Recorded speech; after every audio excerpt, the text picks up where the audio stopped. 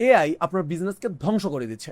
অনেকেই এখন ট্রেন্ডের সাথে গা ভাসিয়ে বিজনেস পেজ থেকে বিভিন্ন ইমেজ, এআই জেনারেট করা ইমেজ, ভিডিও আপলোড করতেছে আর ভাবতেছে হাই মানুষজন মজা পাইতেছে, দেখতেছে।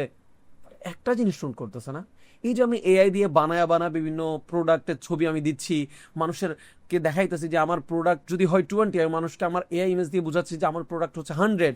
সো এই যে মানুষের একটা এক্সপেকটেশন গ্যাপ হবে, যখন মানুষ প্রোডাক্টটা অর্ডার করে হাতে পাবে তখন তার এক্সপেকটেশনের সাথে একটা মিসম্যাচ হয়ে যাচ্ছে। সে এক্সপেক্ট করছে ইমেজ দেখে যে এটা 100 হবে, কিন্তু হাতে পাওয়ার পর পাচ্ছে 20, 30।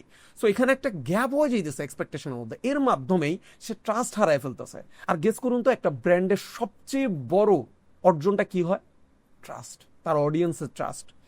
ব্র্যান্ডকে মানুষজন চোখ বন্ধ করে বিশ্বাস করতে পারে যে আমাকে কখনো ইলিং ঠকাবে না, আমাকে কখনো রকমারি বাজে বই দিবে না, ছেঁড়া বই দিবে না। ওই বিশ্বাসটা ব্র্যান্ডের উপর থাকে বলেই মানুষ নন ব্র্যান্ড থেকে না কিনে ব্র্যান্ড থেকে অর্ডার করে।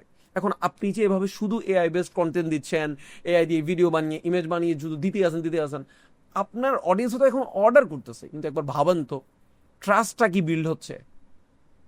এই জিনিসটাই আমরা অনেকে খেয়াল করতেছি না। ট্রাস্ট, ট্রাস্টটাকে মেনটেন করে তারপর এআই ইউজ করতে হবে। আমি বলতেছি না এআই ইউজ করেন না, এআই ইউজ করেন, কিন্তু যাতে এআই ইউজ করার কারণে আপনার অডিয়েন্স আর আপনার উপর থেকে যে ট্রাস্ট আছে সেটা না ভেঙে যায়, এটার দিকে প্লিজ খেয়াল রাখেন। অ্যান্ড এআইরও ইউজ করেন, এআই দিয়ে আপনি আপনার বিজনেসকে 2x 3x 10x ফাস্ট করেন, কিন্তু ট্রাস্টই হচ্ছে দিন শেষে আপনার সবচেয়ে বড় অর্জন আপনার অডিয়েন্সের কাছ থেকে পাওয়া। সো এটাকে মোটেও হারায়েন না, এটা হারাইছেন মানে ব্যবসা হারাইছেন। Be careful.